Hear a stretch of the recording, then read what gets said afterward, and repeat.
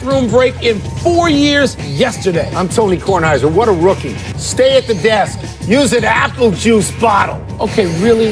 More PTI bathroom humor to start a show? It's apple juice. You want some? No.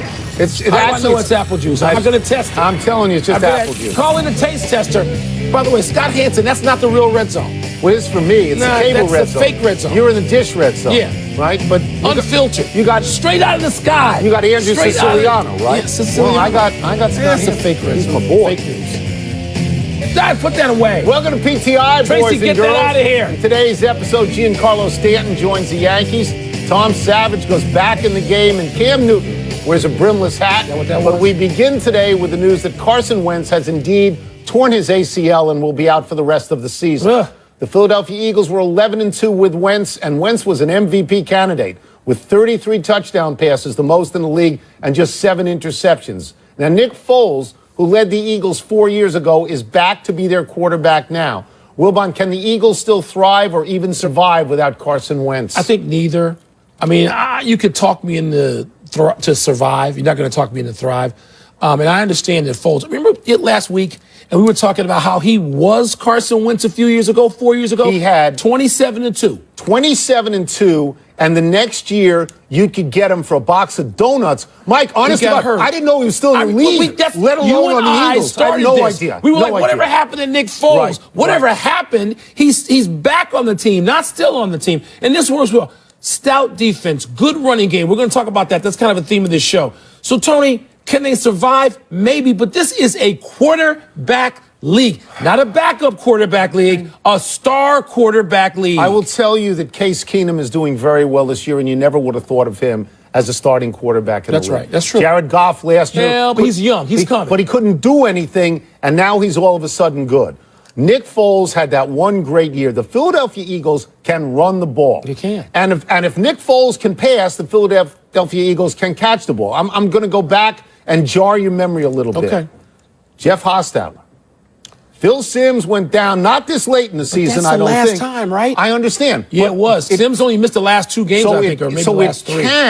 It can be done. I would bet against it myself, but it can be done. And the amazing thing is, if you watch, when you find out that he got hurt, that Wentz got hurt, and you see the replay 100 times, you say, what? It doesn't look that bad. Every play. But it happened on the plant. Every play. It happened on the plant. That's what it often happens with these knee injuries, Tony. And Tom Brady came in from the pen at some point, but different circumstance. Tony, I don't want to hate Foles. He's had a great season. He's done this. He's familiar. And even with just playing in Philly with the stress and the pressure and the demands, he's familiar with that. He's got a leg up here on most backup quarterbacks. So. But Tony, I think so. Come on now. No, I wouldn't. No. Hostetler Simms was 30 years ago, right? I mean, look, I think it's a big blow. Yeah, it's a big blow. But if you like the variety of their offense, they have a chance. Because there are no great teams in the NFC. No, they're not. No great teams. They're not. They're not. And that's another reason why you say, wait a minute, they can hold off these others. Yeah. Others aren't great either. Case Keenum. Very quietly, the Carolina Panthers have moved to 9-4 and into a first-place division tie by beating another division leader, Minnesota. It was a dead-even game late when Cam Newton, who didn't even have all that great a game, ran 62 yards to set up Carolina's game-winning touchdown. Great play. Tony, defense plus a strong running game plus Cam and his hat game, we'll get to that, have worked before to the tune of reaching the Super Bowl. No, there's the hat. So has Carolina shown like you enough this year, no tassel, looks like a fez, to seriously think they can reach that height one more time? I mean, we can get to Cam Newton and his bad statistics in a second because his passer rating is like 26th in the league. That's what we call Mitch Trubisky land at this point. Yeah. But, I mean, I would look at, in that one division, I would look at Carolina, Atlanta, and New Orleans as the beneficiaries of what happened to Carson Wentz because they got quarterbacks, all of whom have been the MVP, and all of whom have gone to the Super Bowl. That's Matt Ryan and Drew Brees and Cam Newton. So if there is a muscle memory, and I think there is, and you look at Cam Newton, even without great stats, and you say, he is someone to be feared at this time of year. He is, Tony, and they seem like they are figuring out, wow, wait a minute. Here's what we used to do, and we have this in front of us again. And I think beating Minnesota was significant. I do, too. I mean, Minnesota, that defense travels. And I know this is what This is what the head coach of the Carolina Panthers, who was a defender and a linebacker on a championship team, he believes in that. And so now you got Carolina sort of coming back to its identity. They don't need Cam Newton throwing for 400 yards to win games and be a successful team. This is their formula. It's just 2 years ago that they were 15-1 and in the Super Bowl. So there's obviously I'll take them over Atlanta. A residual what about effect New Orleans? Of talent. I don't know who's better than who right now. What surprised me about Carolina, and I hadn't considered them all year, they don't score much. No. They score 23 points a game. That's in the middle. That's in the middle of the league. So I think they have to elevate. But, at this time of year, the team that gets hot late, they're the ones. And by the way, close, sometimes low-scoring games with defense and specials can pull you out. Nothing wrong with that. And all three quarterbacks in that division, very good. Houston quarterback Tom Savage was hit hard yesterday in the second quarter. Crushed. He was hit so hard, his hands were visibly twitching. Savage was let into the concussion tent and quickly released. He played another series, but no more after that. He was later diagnosed with a concussion. Wilbon, does the league need to revisit its concussion protocol? Revisit makes it sound as if something's wrong with it, and I don't think that. I think they need to constantly monitor it and update it and be concerned about it and come back to it. So, yes, they need to always examine it and examine it and examine it because we're talking about head injuries primarily. So, revisit. I'm not saying anything's wrong with this, Tony. I mean, I think they are doing the best job they can do now. I think the league the last 5-6 years has taken this as seriously as it should have been taken before. But I'm not going to sit here and try to indict the system. Yeah, normally I would talk about how I'm a doctor because I have an honorary degree, but I'm not a real medical doctor, obviously. But look, if a real medical doctor saw video of him twitching his we don't hands, know if he saw that. Well, that's what I don't know. Right. So if you say, can we revisit it? You got to see the video. You have to make sure they see the video. The fact that they cleared him, maybe they had a reason in that moment to clear him because you're not. With CTE and player safety, you're not. The days of Ron Jaworski telling us I got 9 dinged up concussions in a season. Right. So those days are gone. But he goes back on the field, and I don't know if this was cause and effect, but he threw that one pass that was wildly offline, and then he didn't play any more than that. And now you find out he has a concussion. So you think to yourself, make sure these doctors see it all. And make sure they err on the side of caution. Yes. Because you know that athletes, men, women, children. Going back in. Back in. Back Did you see what the end of that video? There's a guy out there pulling him off the field because he wants to go back. But that is the culture of sports. All of the symptoms do not tell you at once, and any doctor will tell you this, a real one, not you, with the honorary. Right. These things may show up 10, 20, 30 minutes later, 2 hours later in the locker room when they re-examine. You don't know. You talked about red zone before. I'm watching on the red zone. When you saw his hands, get him off the field, both hands, get him out. Whoa. Yeah. Where do we start with yesterday's mess in Jacksonville? Well, probably in the final minute when Michael Bennett decided to blow up the Jags' victory formation by plowing into Jacksonville's center, Brandon Lindor. A scuffle led to an ejection, and then the fans throwing debris at Seattle's Quentin Jefferson, who had to be restrained from climbing into the stands right there. This all obscured Leonard Fournette's 100-yard rushing day, Jacksonville's 3-touchdown third quarter, and a move into first place in division. Tony, your headline from all this is why? My headline is the miscreant behavior. I'm going to start with Michael Bennett in this. We all know what happens when you take a knee, other than Greg Schiano, who is no longer in the NFL because everybody knew that was the wrong thing to do when he was at Tampa Bay.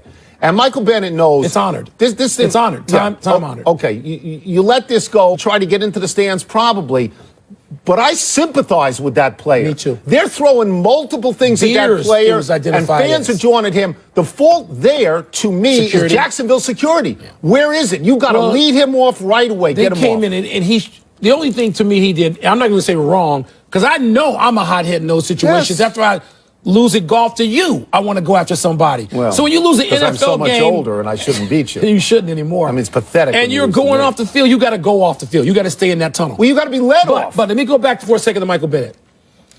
To me, and I think it'll come out because everything tends to come out, particularly in game situations where players talk about it on Wednesday and Thursday, something had to happen.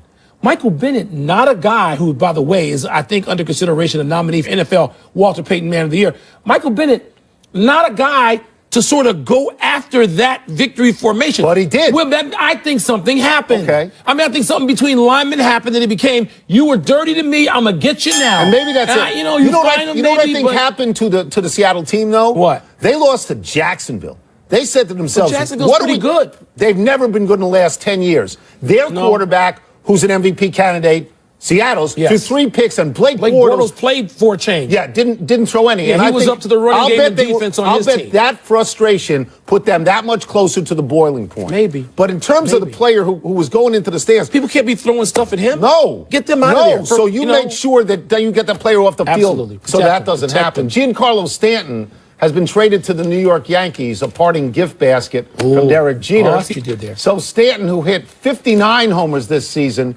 joins Aaron Judge, who hit 52 homers. For those of you old enough to remember, this is Mantle and Maris almost 60 years later. Nobody's old enough to remember. I am. Just Wilbon, what does this mean for the Yankees, and what does it mean for baseball? It means you can feel good about hating the Yankees again. It gives you a glamour team. I thought they were everybody's playful puppy dog team this year. They were. You but you like put that, Stanton. I rooted for the Yankees to win to get to the World Series. Will you root for them now? No. Okay. I want to see them. Yeah. I want to see them. Yeah. I might root for them. The home run to me like this with those guys, I mean, I'm only, a year and a half when that the summer of 61 took place. And you had the Eminem boys, and my father talked about it until he died. The Eminem boys and hitting home runs out, even though Yankee Stadium is about 160 feet down the right field line.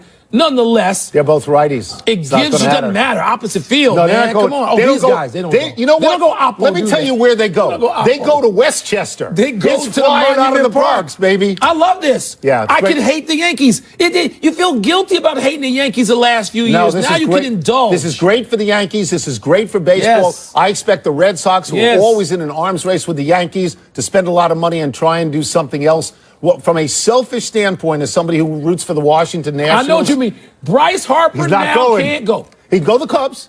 He could go to the Cubs, or he could stay. I'll tell you what I'm hearing. He could stay where he is. It sort of precludes, because you can't have an outfield that costs you $1 billion every year. Somebody's going to do it. If anybody's going to do it, wouldn't it be the Yankees? It would be the Yankees. I do want to see balls flying out. I want to go fast forward right to July, to the hot weather. And let's see what they're doing if they're in a situation with the Red Sox breathing on them. You're a pitcher, and you come in, pitch around it. And you got 6'6" Stanton and 6'7" Judge. Yeah. What do you do? What they do now? You can't walk. And it's not, guys. It's not college guys. Sanchez comes in after that. Sanchez, yeah. Let's take a break. Coming up, would the Packers be smarter to play Aaron Rodgers or protect him?